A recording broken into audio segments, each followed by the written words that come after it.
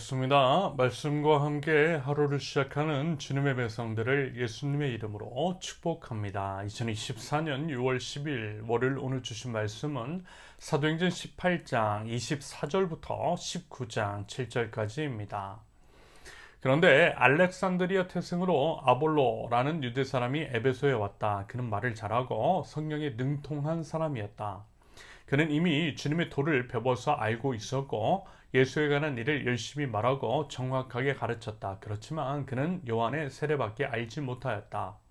그가 회당에서 담대하게 말하기 시작하니 브리스길라와 아굴라가 그 말을 듣고서 따로 그를 데려다가 하나님의 도를 더 자세하게 설명하여 주었다. 아볼로는 아가야로 건너가고 싶어 하였다. 그래서 신도들이 그를 격려하고 그쪽 제자들에게 아볼로를 영접하라고 편지를 보냈다. 그는 거기에 이르러서 이미 하나님의 은혜로 신도가 된 사람들에게 큰 도움을 주었다. 그가 이제 성경을 가지고 예수가 그리스도이심을 증명하면서 공중 앞에서 유대 사람들을 힘있게 논박했기 때문이다. 아볼로가 고린도에 있는 동안에 바로 높은 지역들을 거쳐서 에베소에 이르렀다. 거기서 그는 몇몇 제자를 만나서 여러분은 믿을 때에 성령을 받았습니까? 하고 물었다. 그들은 우리는 성령이 있다는 말을 들어보지도 못하였습니다 하고 대답하였다. 바울이 다시 물었다. 그러면 여러분은 무슨 세례를 받았습니까? 그들이 요한의 세례를 받았습니다 하고 대답하니 바울이 말하였다. 요한은 백성들에게 자기 뒤에 오시는 이 곧 예수를 믿으라고 말하면서 회개의 세례를 주었습니다. 이 말을 듣고 그들은 주 예수의 이름으로 세례를 받았다. 그리고 바울이 그들에게 손을 얹으니 성령이 그들에게 내리셨다. 그래서 그들은 방언으로 말하고 예언을 했는데 모두 12사람쯤 되었다. 아멘. 먼저 이제 사도행전 18장 24절에서 28절까지는 아볼라라고 하는 사람과 지난번에 이제 말씀을 드렸던 사도 바울의 동역자 브리스길라와 아굴라 부부 간의 만남에 관한 내용입니다. 알렉산드리아 태생의 아볼로, 그는 유대인이었고 그가 이제 에베소를 방문했다라고 합니다. 24절의 표현에 의하면 말을 참 잘하고 이제 다시 말해서 달변가였던 것 같고요. 성경에도 능통한 사람이었다라고 합니다. 아마도 이제 사도 바울의 경우처럼 엘리트 그룹에 속한 사람이 아니었을까라는 생각을 해봅니다.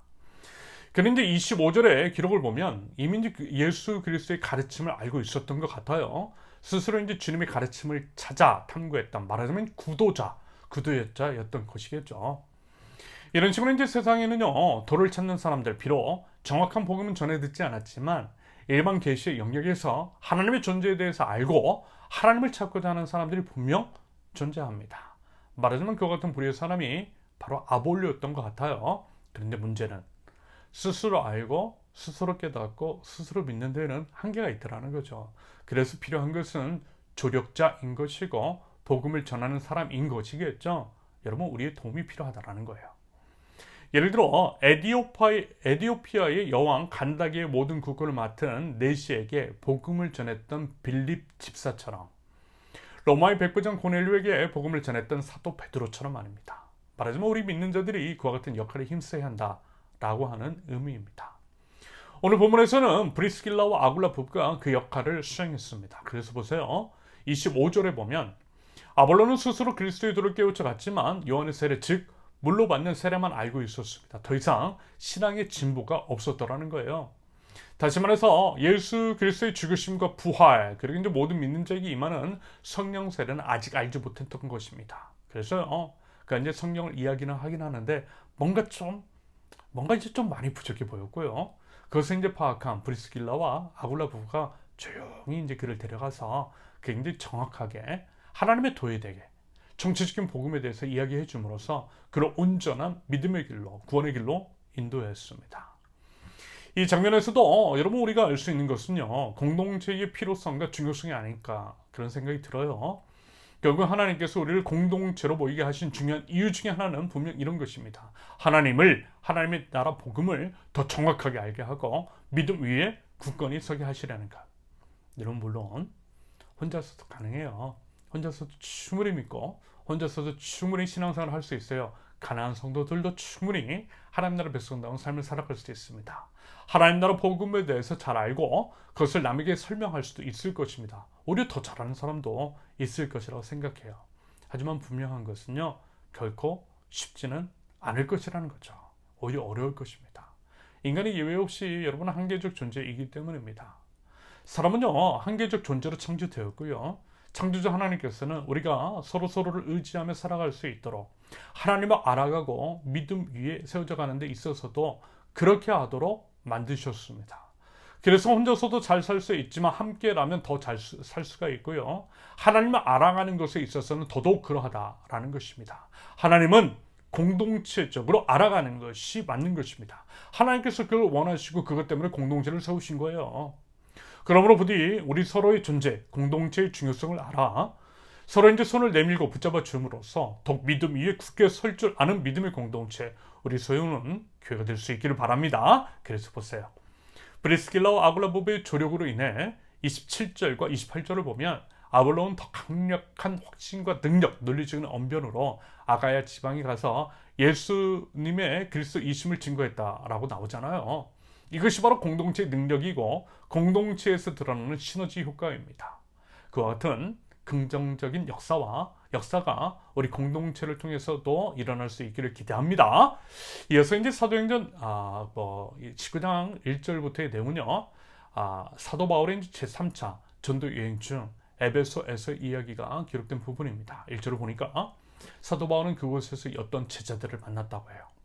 그런데 이제 그들은 안타깝게도 성령에 대해서 모르고 있었대요. 세례에 관한 사항에 대해서도 요한의 세례를 받았을 뿐인 것이고 성령의 존재에 대해서는 전혀 모르고 있었습니다. 무슨 얘기냐면 예수님께서 이제 십자가에 돌아가시고 부활하신 지 한참이 지났음에도 불구하고 아직도 여전히 이제 뭐가 뭔지도 모르는 아주 초보적인 수준의 신앙이 그런 수준에 머물러 있었다라는 거죠.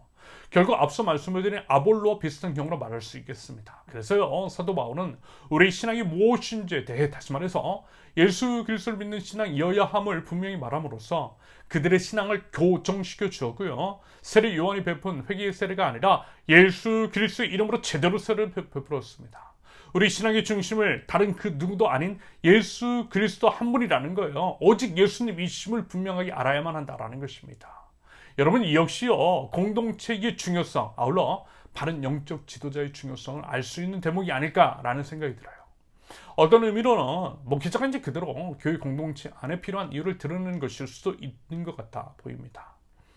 여러분, 당연히 교회 직분은 역할의 구분일 뿐 모든 성도는 예수 그리스도 안에서 평등하며 목사가 이제 주님의 자리를 꿰차고 성도 위에 군림해서는 안 되는 것입니다. 하지만 그럼에도 불구하고 바른 신학 교육을 받은 사람은 필요하다라고 하는 것. 그래서 이제 교회 공동체가 바른 신학적 토대 위에 세워져 가는데 목사의 역할은 꼭 필요하다는 생각이 듭니다. 그렇지 않으면요, 교회 공동체가 잘못된 믿음을 가지고서도 그것을 인지하지 못한 채 열심만 있을 수 있어요. 잘못된 믿음을 가지고서 이상한 신앙으로 충분히 변질될 수 있습니다. 물론 현 한국 교계를 살펴볼 때 목회자들이 오히려 바르지 않은 신학으로 인해 교회를 혼란스럽게 하는 경우도 있음을 부인할 수 없습니다. 이게 참 어려운 것 같고요. 그래서 이런 말씀을 드리는 것도 참 조심스럽습니다. 그래서 일단 저부터 목사로서 더욱더 조심하면서 바른 신앙의 길로 여러분들을 인도할 수 있도록 오직 주님만을 의지하고 치열하게 이제 신학적인 몸부림을 치며 저는 이제 십자가에서 부인하는 가운데에 공동체를 바르게 섬길 수 있도록 노력하겠습니다. 그렇게 이제 우리 함께요, 오직 예수님 바라보고 예수님을 제대로 알고 예수님을 의지하면서 바른 신앙의 터 위에 바르게 세워져 갈 줄 아는 하나님 나라의 백성들, 우리 세운교회 저와 여러분들이 되실 수 있기를 예수님의 이름으로 축원합니다. 함께 기도합니다. 바른 성경적 신학적 지식 위에 바른 신앙을 세워나가기를 원합니다. 복음을 정확하게 배우고 제대로 알아 이웃에게 바른 복음을 전할 줄 아는 저희들에게 하옵소서. 공동체로 모이게 하신 그 사랑의 의미를 알아 서로 돕고 서로 협력하며 서로 존중 배려하면서 하나님을 알게 힘쓰는 공동체, 하나님에 대한 지식으로 충만한 세우는 교회 공동체 될 수 있도록 우리 하나님 은혜에 은혜를 더하여 주시옵소서. 예수님의 이름으로 기도합니다. 아멘. 하나님께서 오늘 주신 말씀과 각자의 기도 제목을 놓고 우리 잠시 기도합니다.